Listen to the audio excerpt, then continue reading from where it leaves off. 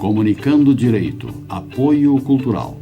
Soster Imóveis, Avenida Assis Brasil, 4990, Sala 201. Telefone 3340 8143, Porto Alegre. Estamos no ar com o programa Comunicando Direito da GSUL TV, canal 6 da NET. O nosso programa vai ao ar nas quintas-feiras às 13 horas, nas sextas-feiras às 21 horas e aos sábados às 20h30 horas. Nosso programa é um debate de questões políticas e jurídicas, no qual cada um expressa a sua opinião sem qualquer reserva. Aqui cada um é dono da sua opinião, um respeita a opinião do outro, e por isso, isso é democracia, né?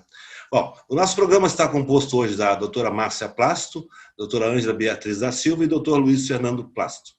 E como é de costume, o nosso primeiro assunto a ser debatido aqui no programa é o pronunciamento, o discurso do Bolsonaro, diga-se de passagem, gravado, né? Não é nem pronunciamento ao vivo, né? Um pronunciamento gravado, em que foi veiculado hoje lá na ONU, e me parece que está havendo crítica para tudo quanto é lado do mundo, né?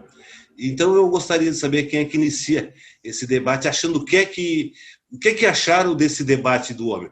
Foi bom, não foi bom? Prejudicou a imagem do Brasil, não prejudicou? Quem é que inicia aí? Posso começar. Eu acho que o presidente do Brasil perdeu uma grande oportunidade de mostrar ao Brasil a realidade brasileira, de dar credibilidade, porque todo mundo sabe que a Amazônia está pegando fogo, né? Está queimando, e não é de agora. O mundo inteiro sabe. Então, ele vem com um discurso de que é o índio que bota fogo, é o caboclo, né? A pandemia ele administrou muito bem, né? Administrou, mandou para o povo uma quantia de quase R$5.400, porque foi o que ele disse, né? De quase $1.000 no benefício pandemia.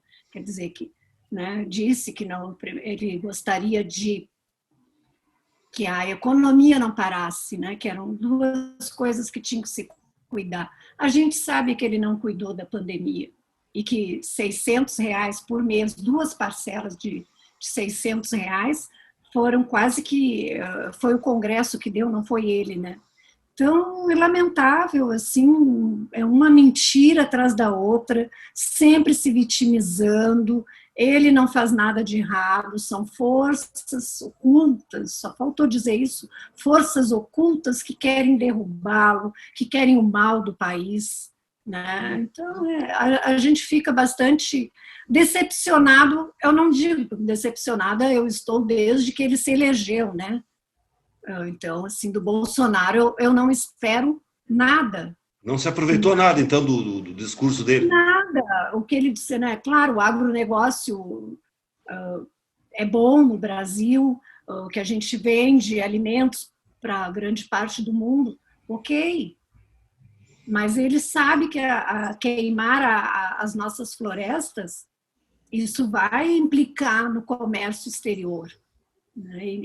Então, assim, tira o resto do mundo para bobo.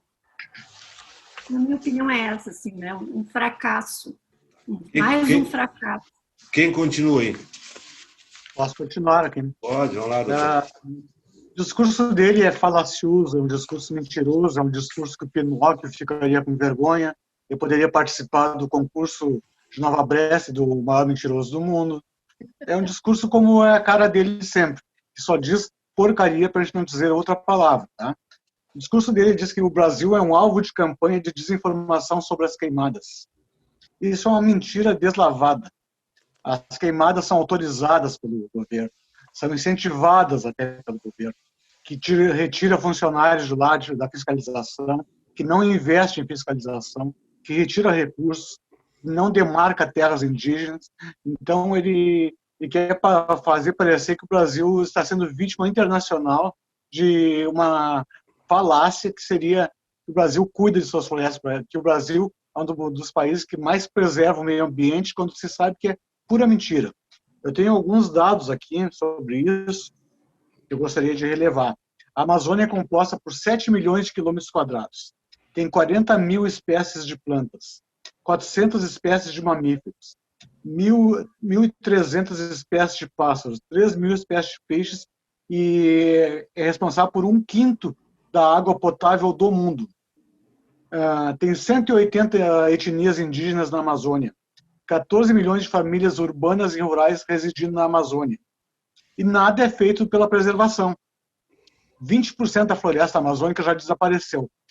No ano passado foram em torno de 10 mil quilômetros quadrados que foram desmatados na Amazônia. Esse ano estamos no mês de setembro e já foi 15 mil quilômetros quadrados de desmatamento na Amazônia.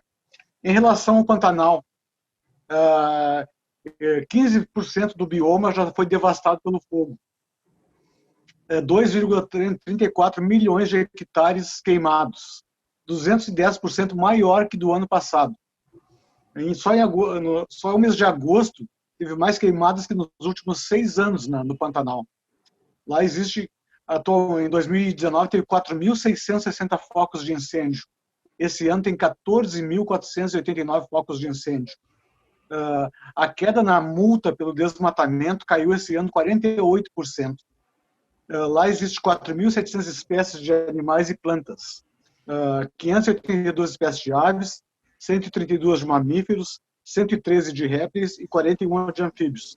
Animais que estão em perigo de extinção, como a jaguatirica, os lobos-guarás e as onças pintadas, estão com a sua população cada vez mais reduzida em relação a isso. Ou seja, a política ambiental nesse país não existe. Voltando ao discurso do senhor presidente, ele fala que o Brasil soube enfrentar muito bem o coronavírus, que é outra mentira deslavada. Se não, vejamos.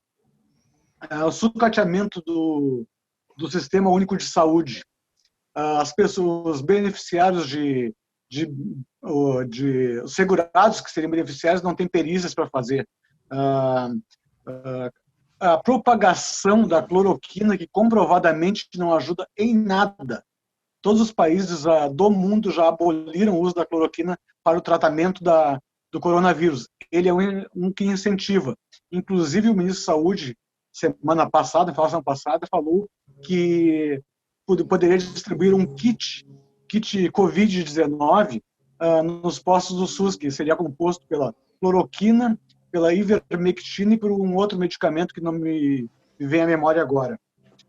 Ele sempre incentivou as aglomerações, porque onde ele ia, ele não usava máscara, reunia pessoas, apertava a mão, abraçava, pegava as crianças, chegou a pegar um anão achando que era uma criança, para ver a qualidade desse presidente.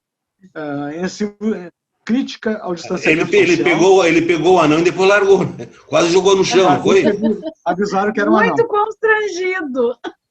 Ele sempre fez críticas ao distanciamento social, chegou a falar que o coronavírus seria uma gripezinha, um resfriadinho, que no Brasil não morreria nem 880 pessoas.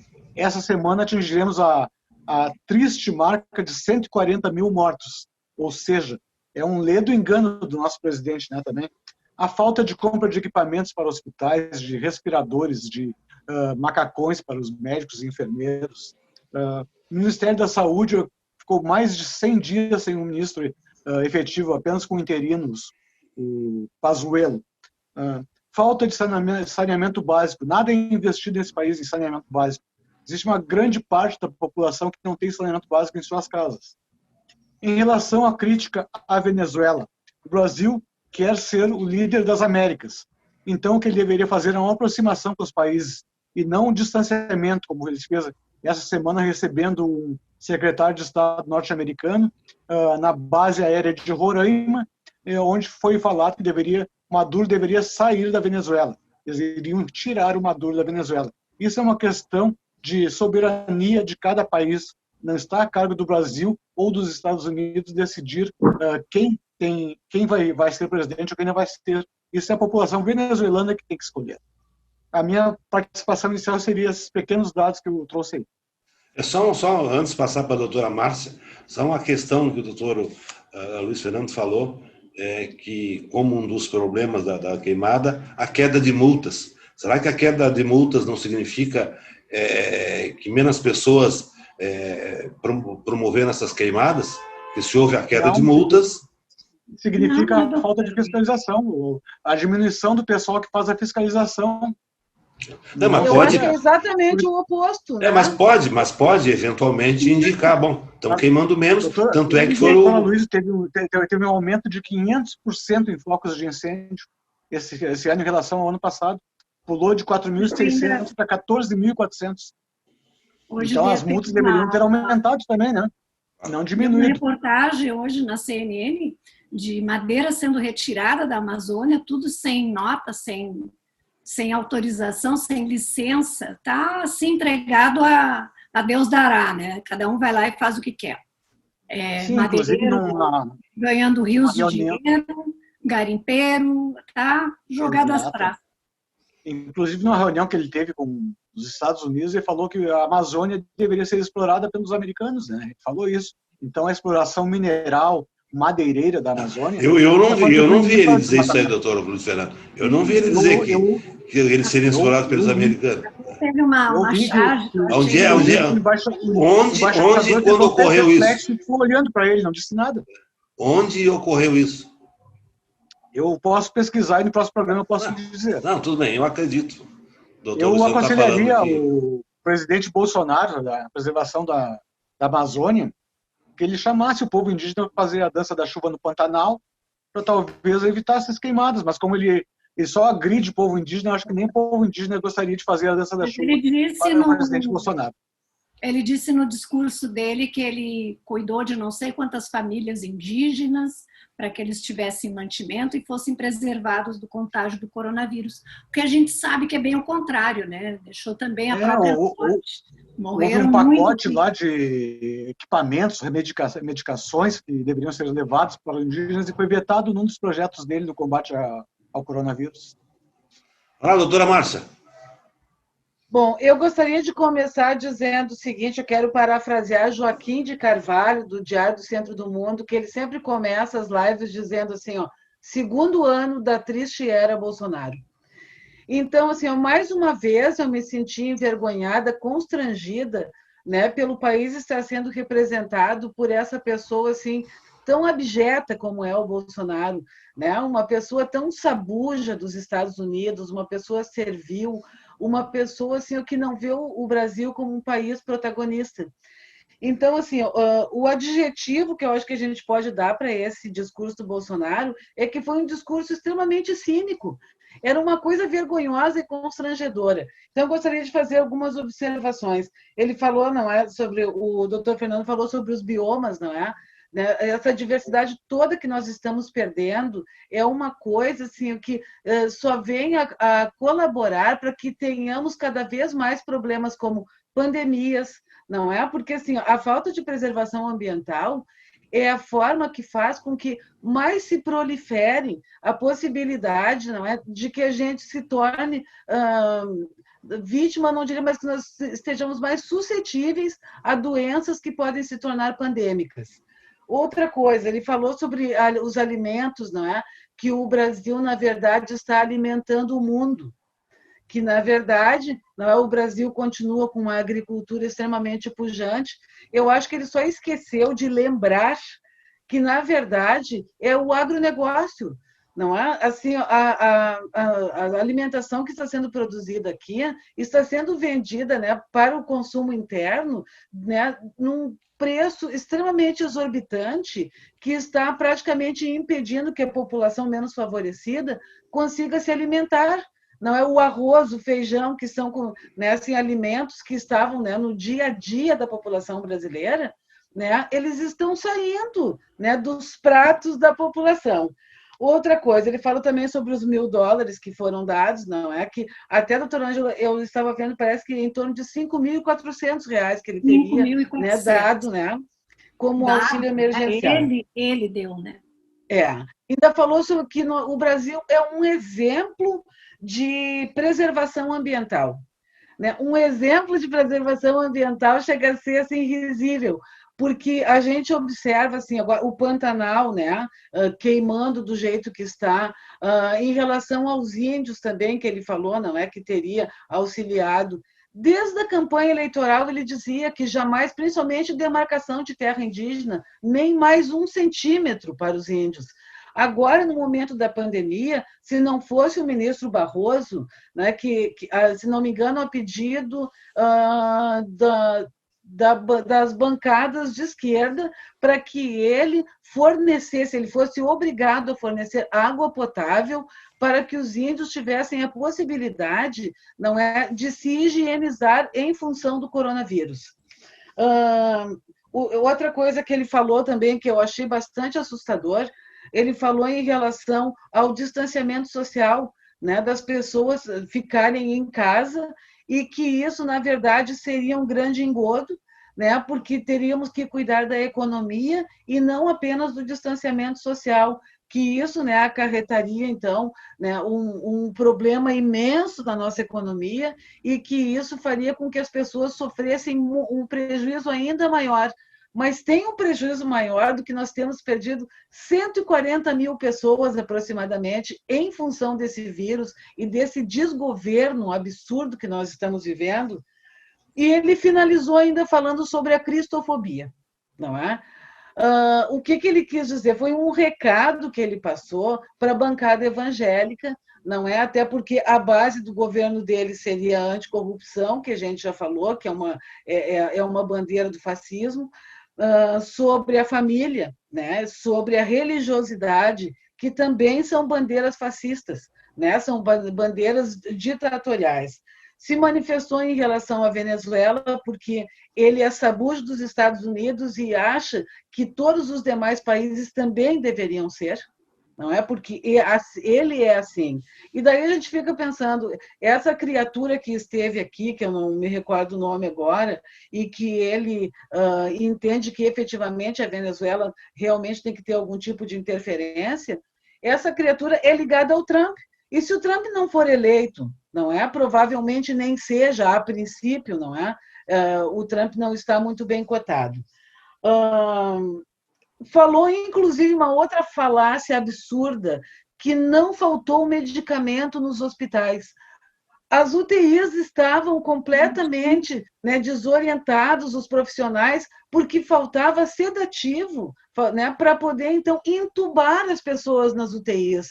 E esse medicamento não chegava, né? O atual ministro, que na época era interino, disse que não ia adquirir nenhum respirador, né? E realmente, efetivamente, não o fez.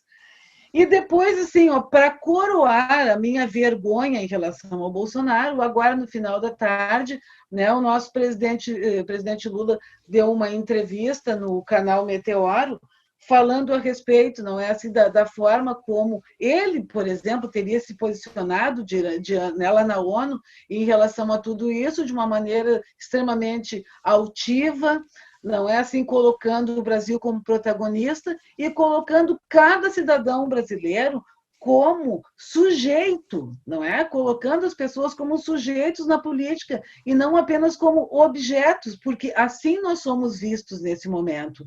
Então, o que eu gostaria de dizer? Infelizmente, estamos no segundo ano dessa triste era Bolsonaro. Né? Pelo visto, né? Ele, inclusive, cresce não, mas pelo menos se mantém estável nas pesquisas em função desse auxílio emergencial.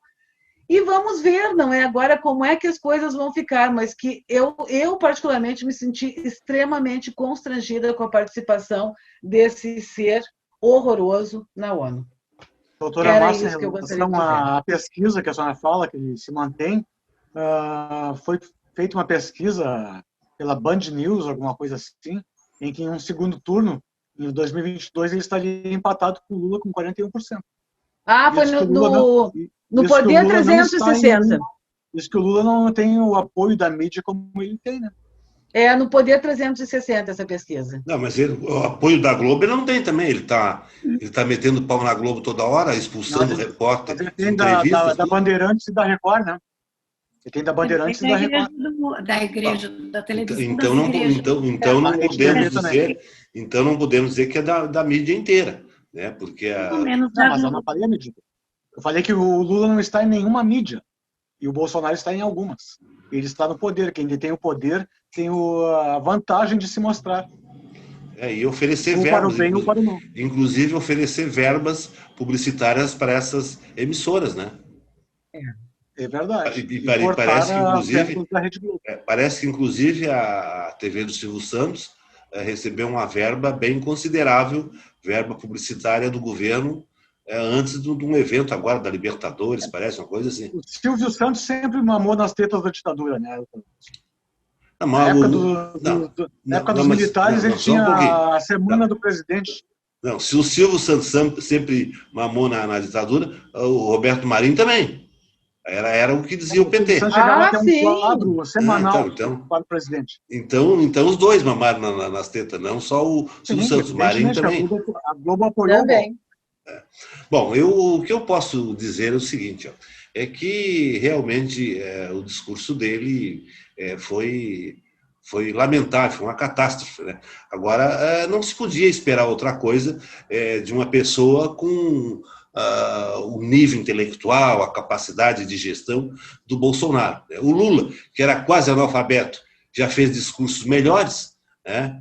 Então, não era de se esperar muita coisa do Bolsonaro. Incomparável, doutora Luísa. O senhor nem faça essa analogia. Não, mas eu não estou fazendo analogia. Ele já fez o discurso melhores, mesmo não tendo o nível de escolaridade que teve o Bolsonaro, com a escola militar, agulhas negras, etc. E tal. O Lula só teve lá aquele sertão do Nordeste, lá, eu acho, coitado, né? Para estudar.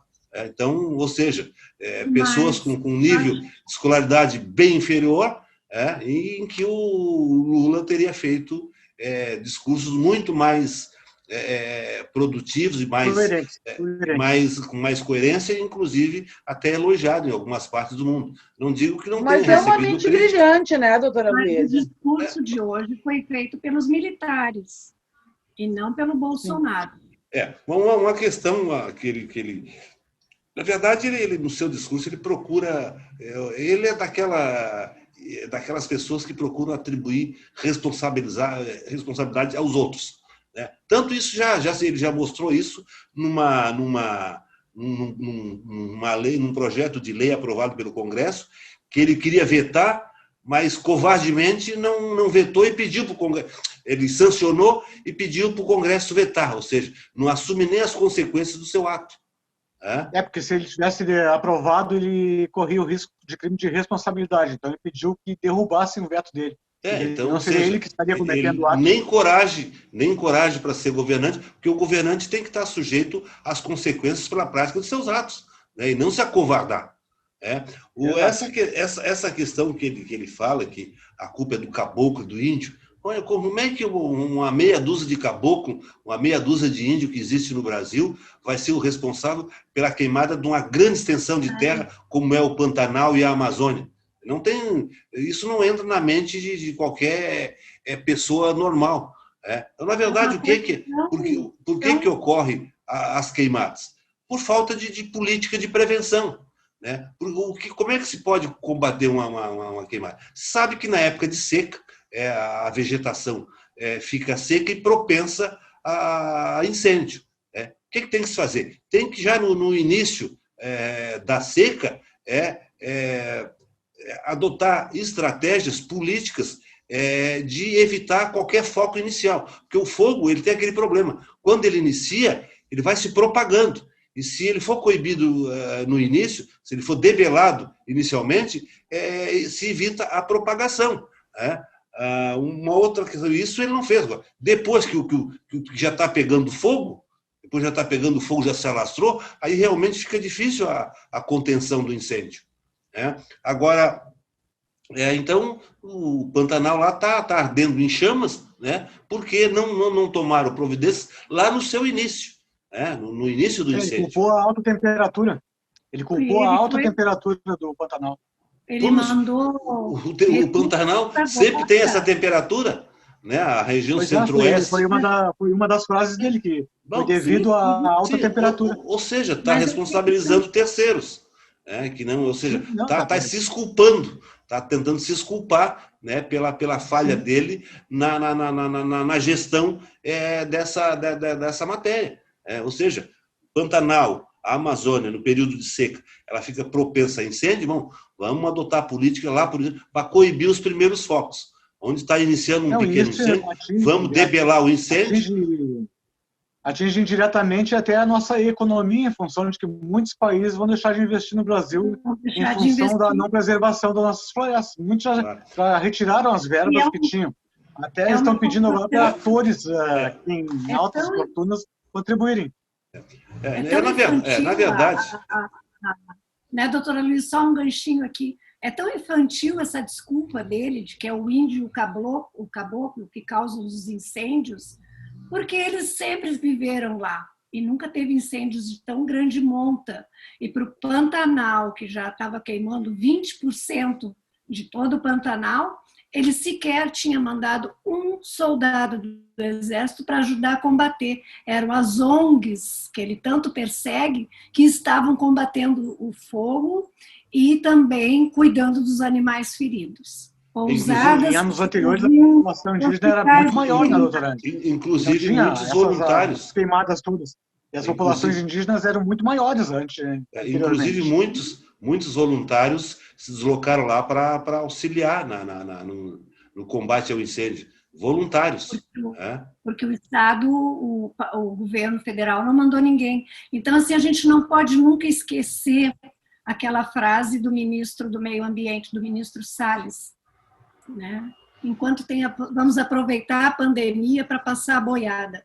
E está passando, porque essas terras a gente sabe que são queimadas para depois se tornarem fazendas produtivas, ou na agricultura, ou a pecuária, né? A gente sabe que é para isso, são os grandes na verdade, as queimadas é feita pelos fazendeiros, né? Que eles querem aumentar os seus campos, e a queimada é a forma de derrubar as florestas, né? Queimar a mata e utilizar para a agricultura o pasto para o gado. Então, isso não resta dúvida que é o fazendeiro que inicia o incêndio e depois ele vai se propagando, né? O incêndio ele se alastra assim de uma forma muito, muito rápida, né? Então, realmente... E vai aumentando a sua propriedade através da grilagem, né?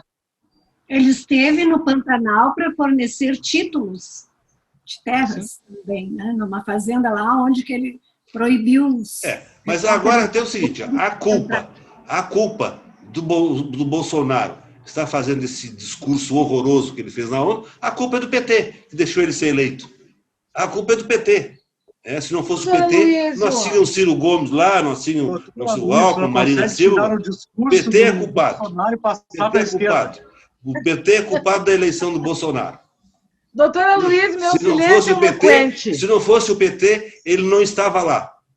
E tanto é que, inclusive, ele, como ele sabe que ele é candidato à reeleição, ele quer que o PT concorra de novo. Porque ele sabe que do PT ele pode obter nova vitória. Se for com outro candidato que não seja do PT, não sei se ele ganha a próxima eleição. Posso fazer um contraponto, doutora Luísa? Claro, claro. O senhor veja bem, uma criatura que coloca um ministro, né, como o Salles, ministro do Meio Ambiente. Essa criatura que, se não me engano, tem até processo por crimes ambientais. Disse que não queima, na verdade não é tudo isso, porque é úmido e não pega fogo assim no mar, já que estamos na semana de Farroupilha. Né? Parece que já tem uma fazenda sendo investigada, e quando ele esteve no Pantanal, que choveu, o ministro disse que ele é tão abençoado por Deus que ele conseguiu levar chuva. Aí, assim, um presidente desses que se cerca desse tipo de gente, não é? Para governar, para fazer esse desgoverno, essa triste era que ele está, né? Não é possível, assim, até nesse momento, o PT ser culpado. O PT que saiu do governo, na verdade, em 2014, porque a presidenta Dilma não pôde governar. Não é? Era outro governo, era outra realidade, e assim, com pessoas, não é? Assim, qualificadas, né? Pessoas preocupadas com o projeto de nação.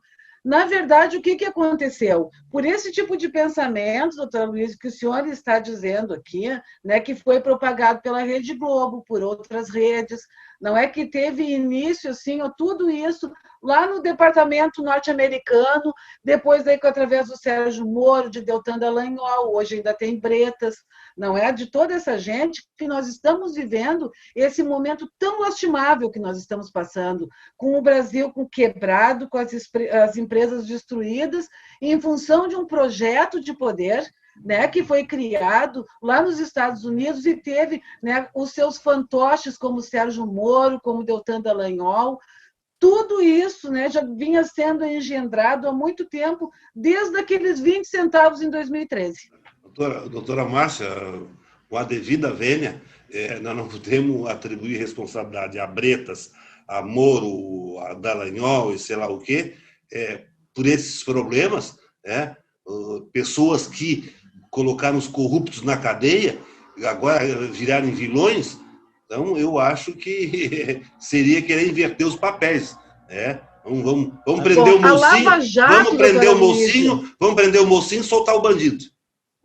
A Lava Jato declarou voto para o Bolsonaro. A mulher do Moro fazia campanha para o Bolsonaro. O Moro prendeu o presidente Lula e foi trabalhar no governo do Bolsonaro. O Carlos Fernando falou que votaram no Bolsonaro, que ele era unanimidade dentro da Lava Jato. Então, doutora Luísio, a Lava Jato, sim, pariu o Bolsonaro, parafraseando o doutor Celso Press. Projeto de poder, tinha o PT de se perpetuar no não, governo. Projeto de nação. Projeto de nação, doutora Luísio.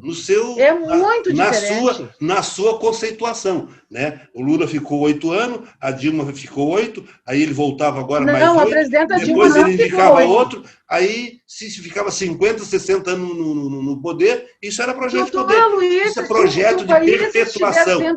Projeto de perpetuação no poder. Se o país estiver sendo bem administrado, qual é o problema? É uma democracia e eles foram eleitos pelo voto popular. Se não queriam o PT, tinha tantos outros candidatos. Mas é por isso que eu digo que o PT é responsável. Nenhum era tão asqueroso. O PT é responsável pela eleição do Bolsonaro, porque... O Bolsonaro não ganhou porque o PT... Ganhou porque o Haddad não tirou a candidatura dele. Se o PT tivesse tirado a candidatura em 2000, foi 18 ou 19, se ele tiver... As pesquisas indicavam que o Bolsonaro perdia para o Ciro Gomes, perdia para o Alckmin, perdia para a Marina Silva, ele só ganhava daqueles candidatos nanicos. De todos os outros ele perdia. Aí o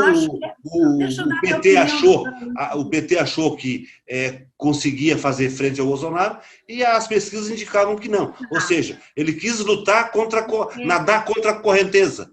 E agora eu vou dar minha opinião. Vou pedir para o senhor para me deixar dar a minha opinião a respeito disso.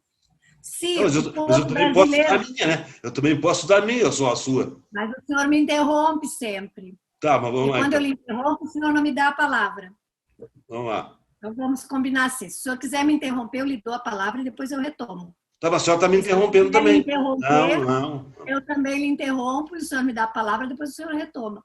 É assim o nosso programa. Tá, então continua. Vai adiante, vai adiante. Então, assim, se os brasileiros não quisessem o PT, era fácil. Era votar no outro candidato qualquer, de qualquer partido. Porque como é que as pessoas não enxergam e não enxergaram que o Bolsonaro é essa pessoa abjeta, como diz a doutora Márcia. O povo queria o quê? Né? Armas, poder expressar a sua homofobia, o povo queria poder expressar o seu racismo, o povo queria ser... Eu não sei mais o que é, porque é tão engraçado, assim, hoje a gente vê o eleitor do Bolsonaro e eles, sim, são cegos, porque eles não conseguem ver um monte de coisa errada que esse homem vem fazendo no governo. Então, botar a culpa no PT é uma posição muito fácil, cômoda, para quem não quer reconhecer que o brasileiro foi vítima da fake news e foi vítima, sim, da Lava Jato, que fez todo esse palco político para que o Bolsonaro se elegesse. Posso Então, contrapor? Posso contrapor agora? Pode. Vocês, a eleição que o Bolsonaro ganhou, ele foi eleito com em torno de 54 milhões de votos. O Haddad, o PT, teve o quê? 40 e quantos milhões de votos? 46 milhões. Quanto? 46 milhões. A diferença foi tipo, mais ou menos, 8 milhões de votos. 8 milhões de votos. Bom, a doutora Ângela falou, mas se fosse outro candidato. Mas o problema todo é que a população, grande parte dela, né, os petistas, evidentemente que não queriam o PT. O que aconteceu?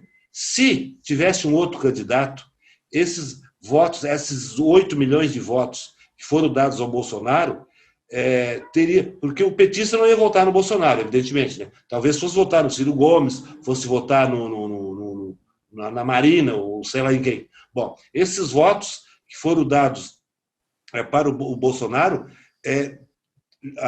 junto com os votos do PT, teriam migrado para o Ciro, para a Marina ou qualquer um outro. Por isso é que eu digo que esses 8 milhões de votos foram aquelas pessoas que não queriam mais o PT no governo.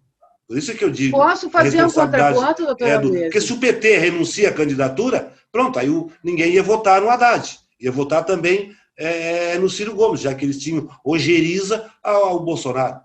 Pode falar. Posso fazer um contraponto, doutora Luiz? Até, primeiro, eu queria colocar o seguinte, eu disse que votaria e tal, né? Que, assim, contra o Bolsonaro, eu votaria até no Álvaro Dias, que eu acho que é outra criatura, assim, lamentável.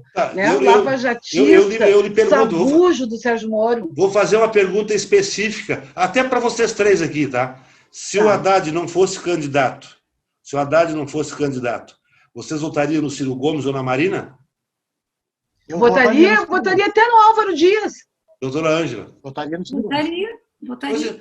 Isso confirma aquela tese que eu disse. Esses votos do PT migrariam. Mas, doutora Luísa, essa sua tese... Não quer dizer que todo mundo fosse votar no... A maioria. E essa diferença... Eu posso colocar para o senhor qual é o meu pensamento em relação a isso? Eu entendo assim, doutora Luísa. Primeiro, o Ciro Gomes não foi para o segundo turno, ele tinha 12% dos votos. Mas ele não, doutora Márcia, ele não podia ir para o segundo turno por causa do PT. Deixa eu concluir, doutor. Ele não podia por quê, doutora Luísa, se ele era tão forte? Tá? Ele não foi para o segundo turno. Segunda coisa, 6 dias antes das eleições, o seu protegidinho, Sérgio Moro, né, tirou a delação mentirosa do Palocci, não é? Sem nenhum tipo de prova, tá? Divulgou a delação mentirosa do Palocci. A mídia já vinha desconstruindo a imagem do presidente Lula e do PT, né?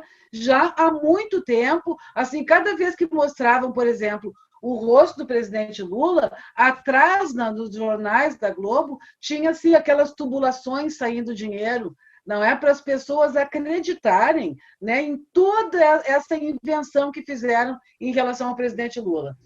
A Lava Jato aumentou o desemprego, né, ela quebrou o país, aumentou o desemprego. As pessoas desiludidas e acreditando na mídia e acreditando nesse super-herói que seria o Sérgio Moro, que hoje a gente vê que ele é um nada, não é? Acreditaram em todas essas fake news. De quebra, às vésperas das eleições, circulou fake news de que o Haddad era pedófilo, porque todos os inimigos do Bolsonaro se tornam pedófilos. Se ele retira a candidatura dele, não teria esse problema. O problema todo era... Nós já estávamos em pleno segundo turno. Doutora Márcia, aqui, eu sempre dizia o seguinte, acho que os petistas foram burros, porque eles poderiam... Quando o presidente Lula foi impedido de concorrer, eles podiam ter saído por cima. Eles podiam ter dito o seguinte, já que não querem deixar o nosso ex-presidente Lula concorrer, nós vamos retirar a candidatura. Duvido que na próxima eleição o PT não voltasse ao governo. Depois de ver essa porcaria que está aí no governo, eu acho que o PT perderia aquela resistência de não querer mais o PT. Ele poderia ter saído. Mas como é que o maior partido, doutora Luísa, o segundo maior partido de esquerda do mundo, vai retirar a candidatura doutora Márcia, de um Ciro Gomes, doutora Márcia, um bom general ganha a guerra sabendo recuar no momento oportuno. É assim que se ganha Mas uma guerra. Ciro, doutora Luiz, a sua tese só fica furada a partir do momento que o Ciro não foi para o segundo turno. Como? Ele ganharia em segundo turno, só que ele não foi para o segundo turno, doutora Luiz. Mas não foi porque o PT não retirou a candidatura. Porque se não tem o PT para votar no primeiro turno, esses votos iam migrar para a Marina, para o Alckmin, para o Ciro Gomes, esses votos do PT. Iam migrar para ele, um dos três ia para o segundo turno. E no segundo turno eles batiam o Bolsonaro. E por que, doutora Luiz, que o Ciro Gomes, ao invés de ir para a Europa no segundo turno, ele não ficou aqui no Brasil contra o Bolsonaro para que os votos dele migrassem para o Haddad? Porque ele já sabia do resultado. O Ciro Gomes dizia antes das eleições, se o PT não retirar a candidatura, o Bolsonaro ganha. Já era o Ciro Gomes já via isso. Sim, mas se ele era candidato, queria que desistisse em função dele.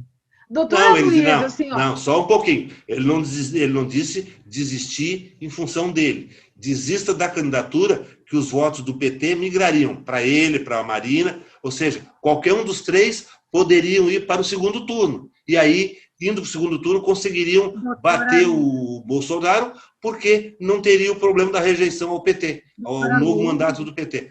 Isso é. O problema todo é o seguinte: o petista é cabeça dura. Petista é cabeça dura, só arrachando para ver o que tem lá dentro. Lá. Não adianta, não entra na cabeça do... É difícil colocar alguma verdade. Sabe o que tem na cabeça do petista, doutora Luiz? Muita informação, assim, ó. Muita informação. Ele só diz isso porque o programa é online. Porque se fosse na bancada, ia dar um brinquedo. Tá, mas vamos... Doutor Fernando, o senhor concorda com a doutora Luiz? O senhor não se manifestou? Não concordo, eu discordo. Eu acho que o PT deveria manter a sua candidatura. Até em função de ter sido excluído o candidato que venceria no primeiro turno em todas as pesquisas. Esses três votos... Lava Jato. Esses três votos que eu perguntei agora aqui, esses três votos já teriam migrado para a Marina, para o Alckmin ou para o Ciro. Eu acho que se fizer uma pesquisa, 99% dos votos do Haddad migrariam para um desses três candidatos. Esses três votos seriam do presidente Lula. Não, eu acho o seguinte, o PT subestimou. Eu acho que o PT subestimou o adversário. Não, eu vou de Haddad e eu ganho mesmo com Haddad. E não ganhou. Sabia que ele não ia ganhar. Doutora Luiz, o seu novo protegido, Marcelo Bretas, foi censurado pelo TRF2, né? Teve uma pena. Se ele cometeu algum deslize, tem que ser punido. Se o Lula cometeu algum delito, tem que ser condenado. Se o fulano tem que ser condenado. E qual foi a base da condenação dele? Foi a participação em eventos políticos juntamente com Bolsonaro. Foi a inauguração. As outras acusações é de corrupção, é diferente. Crime de corrupção. Sim, tudo bem. Mas uma operação que tem partido político não me serve. Uma operação da Polícia Federal tem partido político. Mas o que é? A pena tem que ser aplicada de acordo com o ato praticado. Eu pratiquei um deslize, participar lá de um evento, sei lá, político, sei lá o quê, é muito diferente de ato de corrupção. Mas o senhor não acha que é meio comprometedor uma força-tarefa do Ministério Público estar envolvido com um partido político, sendo que o juiz da Lava Jato anterior, em Curitiba, foi ser ministro do presidente. E agora o Bretas também. Ele é punido em função de estar sempre em eventos juntamente com o Bolsonaro. E o senhor acha bonito um político praticar corrupção? Não, doutora Luiz. Claro que não. Eu não sou a favor da corrupção, mas também não sou a favor da injustiça. Não sou a favor que seja desviado devido ao processo legal. Eu acho que é um absurdo uma pessoa ser condenada sem provas. Isso já está comprovado que a condenação do Lula foi uma condenação sem provas. E provavelmente será anulada pelo STF. Se foi sem prova, ele vai ser absolvido lá em Brasília. E o senhor viu que ele foi denunciado de novo? Pois é, por quê, né? Também inventaram lá um fato criminoso. Por causa de um terreno, doutora Luísio, que foi oferecido para ele e ele não quis. Né? E o senhor viu qual foi a base da denúncia? O PowerPoint do seu protegido Dallagnol. Não, que eu saiba, não. Que eu saiba foi o terreno do Instituto Lula. Pois é. Que ele não aceitou. Assim, com base de que ele é o chefe maior. Tá. O que é que a Odebrecht fez? Repassou dinheiro ao Instituto Lula para comprar o terreno. E aí aquele repasse era corrupção. Ou seja, Tá, doutora Luísa, não comprou o terreno para doar ao Instituto, mas deu dinheiro para ela comprar. Isso é corrupção. Doutora Luísio, não, assim, ó, todo o dinheiro que foi recebido, né, pelo Instituto Lula, aliás, não foi nem pelo presidente Lula, é pelo Instituto Lula. Tá, que na verdade o Instituto e o Lula é a mesma coisa. O Instituto é o Lula, Instituto Lula. Até por isso carrega o nome dele.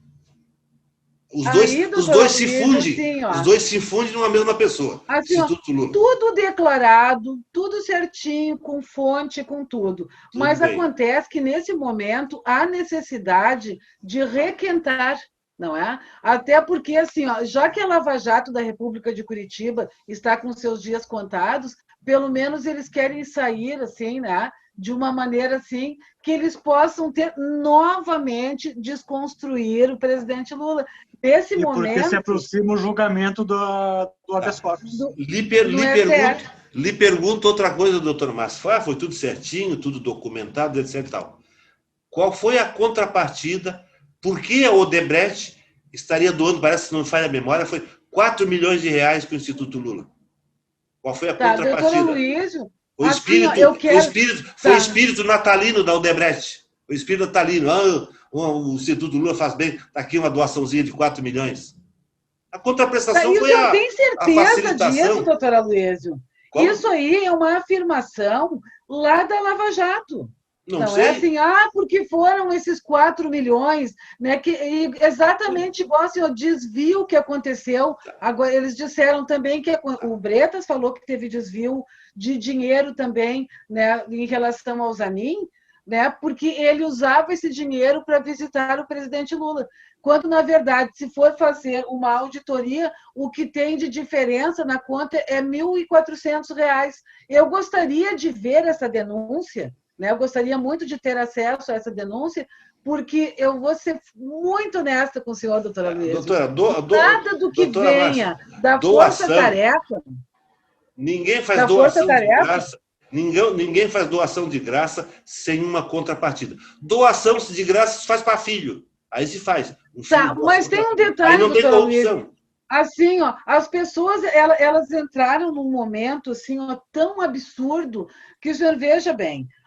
Por que pariu também o Bolsonaro? Porque o Bolsonaro foi parido através de fake news, né, através de um monte de mentiras em rede social, essa coisa toda. Assim, ó, não é para aumentar a verba de campanha, né, que agora até o Bolsonaro parece que aumentou a verba, né, a verba de campanha para os políticos. Mas também não pode aceitar doação de empresas, porque está implícito que se a empresa fizer doação, ela vai ser beneficiada, não é? Eu, particularmente, né, fiz doação para a campanha, a gente, né, vai CPF, vai tudo bonitinho, né, tem que ter recibo, aquela coisa toda, doação obviamente, que a gente não tem dinheiro. Doação de pequena quantia é uma coisa. Doação de pequena quantia é uma coisa. Agora, 4 milhões de reais. Exatamente. Aí é diferente. Exatamente, doutora Luísa. Aí, assim, acontece que com a criminalização da política, obviamente, se uma empresa fizer uma doação, assim, a primeira coisa que vai se dizer, mas isso tem contrapartida, né? Eles vão ganhar alguma coisa. Outra coisa, as pessoas assim, desconstroem o tempo inteiro, doutora Luísa. Assim, o senhor mesmo fala, por exemplo, da Odebrecht, o senhor fala dessas empresas em função das palestras que o presidente Lula, né, deu no exterior.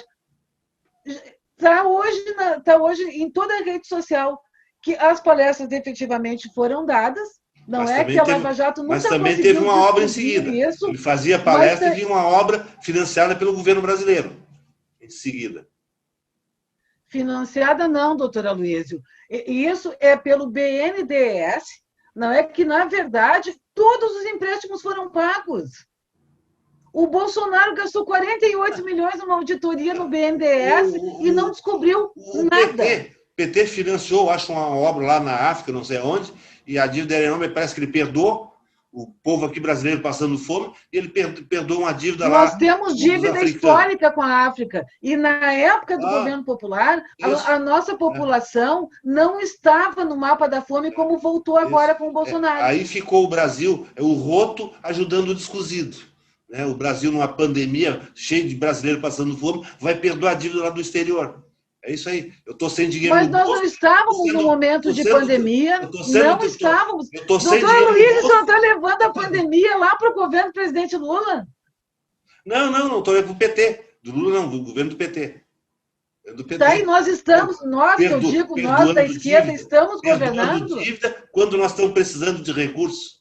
Aí é demais. Ou seja, estou precisando de recursos para pagar minhas contas e vou perdoar os meus credores. Só que faltava. Aí o perdão de dívida de banco e as igrejas. Eu lhe pergunto uma outra coisa.